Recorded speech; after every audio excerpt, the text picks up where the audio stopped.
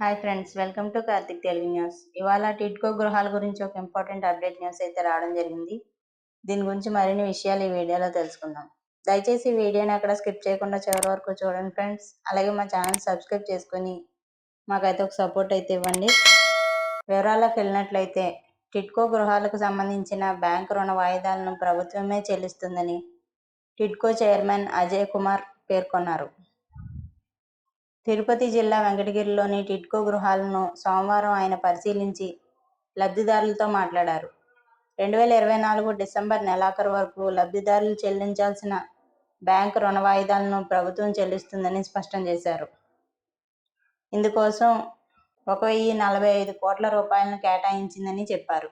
గత ప్రభుత్వ దుర్మార్గపు ఆలోచనల వల్ల రాష్ట్ర వ్యాప్తంగా 365,430 చదరపు అడుగుల టిడ్కో గృహాలు అసంపూర్తిగా ఉన్నాయని, వాటిని ఈ ఏడాదిలో పూర్తి చేసి లబ్ధిదారులకు అందజేస్తామని ప్రకటించారు.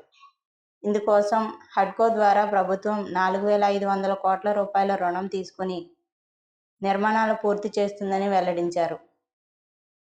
ఈ కార్యక్రమంలో ఎమ్మెల్యే కురుగొండ్ల రామకృష్ణ, నాయకులు నూనె మల్లికార్జునరావు, కిషోర్, రాజేశ్వరరావు, ప్రసాద్ తదితరులు పాల్గొన్నారు. So friends, ఇది update news. Thank you friends. Thanks for watching.